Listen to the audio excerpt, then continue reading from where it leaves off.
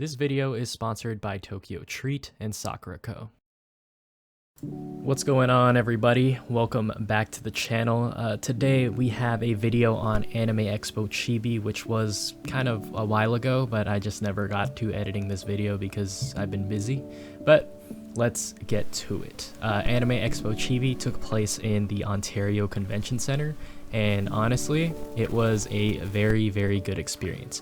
Unfortunately, I only got footage of the exhibit hall because the artist alley was, you know, kind of busy, so I ended up just taking stuff from the exhibit hall. As you can see, I am in cosplay as Dazai from Bungo Stray Dogs, and shout out to the people who approached me for some pictures. It was kind of funny seeing that happen, and I kind of didn't really know what to do because that was the first time I cosplayed, but it was really fun and I would definitely do it again.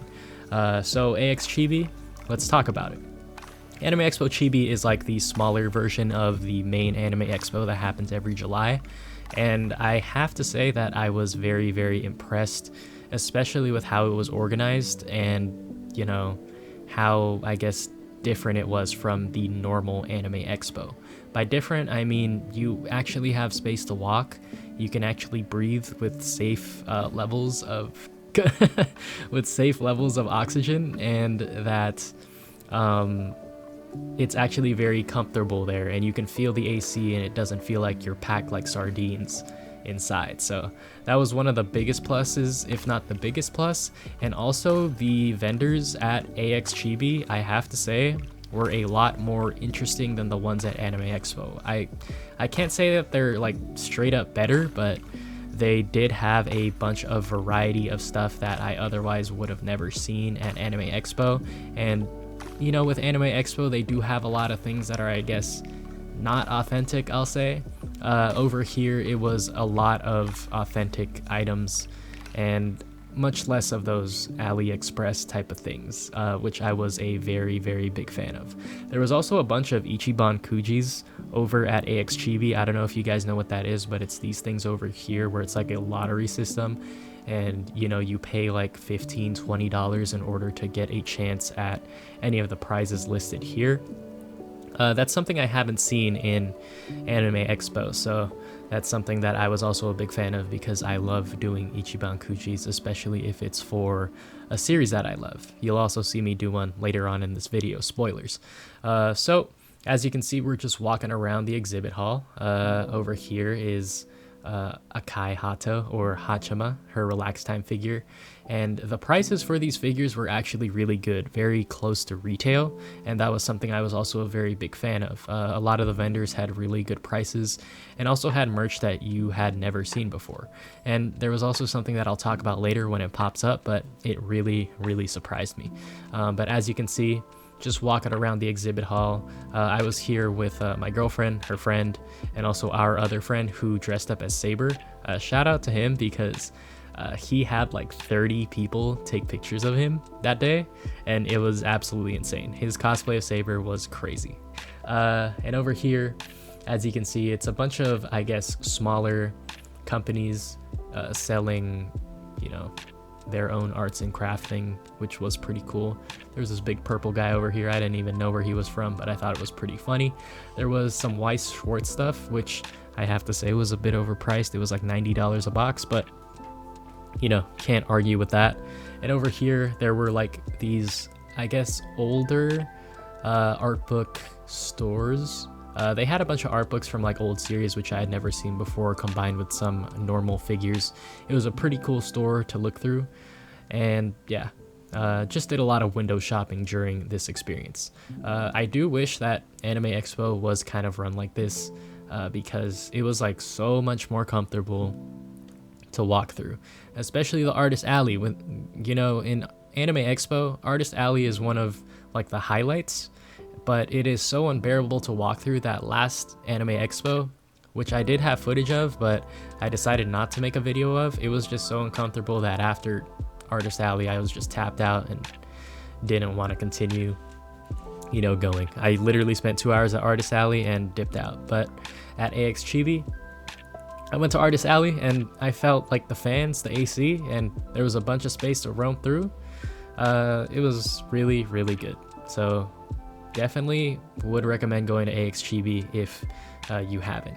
And here, the Good Smile booth was actually insane. They had a lot of better stuff here at AX Chibi than they did at Anime Expo, which I thought was pretty ironic because AX Chibi is supposed to be smaller. They had the Hosho Marin scale figure, they had the Bochi Nendoroid, which was sold out. I mean, as you can see, they had a whole bunch of variety of figures that, you know, they normally don't sell at Anime Expo, which I think is really, really weird. I was very, very tempted to buy the Hosho Marin scale, but, you know, it was $300, so I didn't. But let's have a word from our sponsor real quick before we continue. Alright, so I'm very excited to talk about the sponsor of this video and the first sponsor of this channel, Tokyo Treat and Sakura Co. I'm sure that you've seen a lot of other content creators in like the manga space do advertisements with them, but this is the first sponsor of the channel, so I'm really excited to talk about them. Have you ever wanted Japanese snacks delivered right to your door? Well, Tokyo Treat and Sakura Co. have you covered. Tokyo Treat's holiday gift box features a variety of different snack options, with each box coming with a small guidebook that summarizes what you're getting in each box. This month's theme is, of course, Christmas, given that it's the holidays, so you'll be finding a lot of holiday-themed snacks in this box, such as Christmas cake gummies, as you see here, Christmas corn snacks, and, you know, my favorite, Kit Kat strawberry chocolate cake that's in there as well.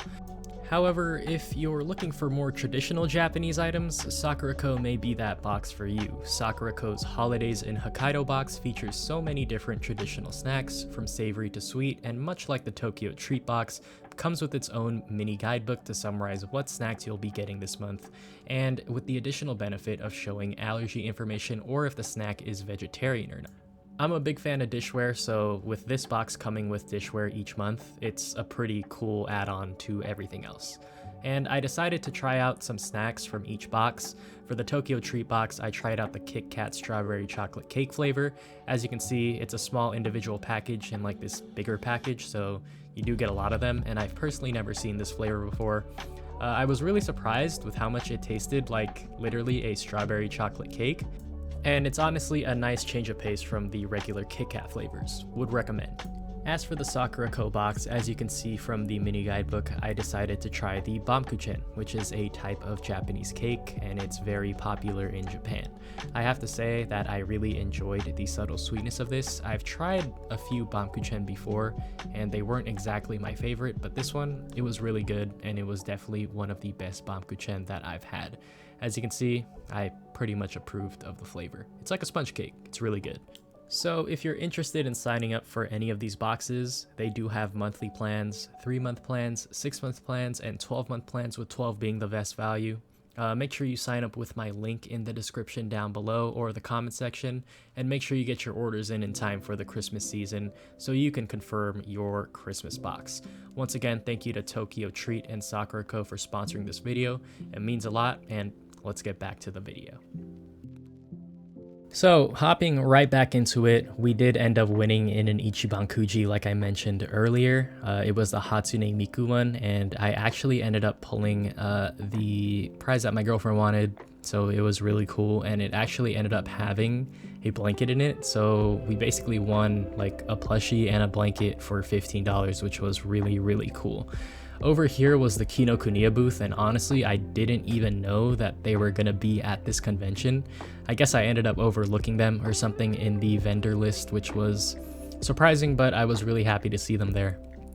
Kinokuniya at conventions are really cool because they end up having a bunch of these like small, I guess, merch stuff, which you don't normally see in the regular stores, at least for me. The Little Tokyo one doesn't really have that much, or at least like the ones that they had here, so it was really cool to see. As you can see, they obviously had manga, obviously had box sets, they had Goodnight Pun Pun there. As you saw previously, they had like Hikaru Isn't Dead and things like that. They had some Pokemon things over here. They had box sets such as the One Piece one. They had, I believe the ones in the chest are the Zelda ones. And then they had the Chainsaw Man ones. A Silent Voice was there as well, I believe. Unfortunately, they don't have them for like super good deals. Like it's pretty much retail, but it is a convention, so I wouldn't expect them to be like discounted, I guess, like they are if you're a member for the store. But we also went to this store right here. I forgot what they're called, but they do have a location in the West Covina Plaza.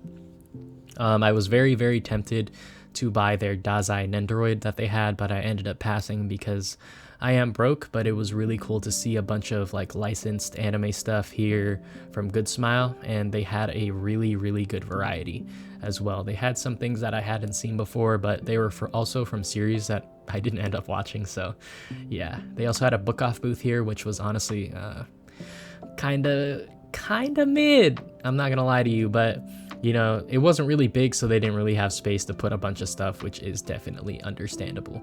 So if you're ever in the area and want like a, I guess, smaller anime expo that is more comfortable, you have more space to walk, you can feel the air conditioning, and you don't have to go multiple days in order to experience the whole convention, I would definitely recommend Anime Expo Chibi, because honestly, my experience there was amazing, and I kind of prefer it to Anime Expo if I'm being honest. I mean, just the price too alone, $25 for one day, and you can explore the whole convention, is insane. And the Artist Alley, even though I didn't find anything, it was pretty much as good as the Anime Expo one, given the variety of stuff there and the added benefit of actually being able to walk and feel the air conditioning. So yeah, definitely recommend going to Anime Expo Chibi. If you enjoyed the video, don't forget to like, comment, subscribe, and comment down below. I have another video ready for next week, so be on the lookout for that. And one last shout out to Tokyo Treat and Sakura Co, the sponsor of this video. If you want to get a box of your own or gift it to someone for the Christmas season, don't forget to use the link down below in the description and comments below, and use code ARARAGI for $5 off your purchase. Sounds good? Alright, cool.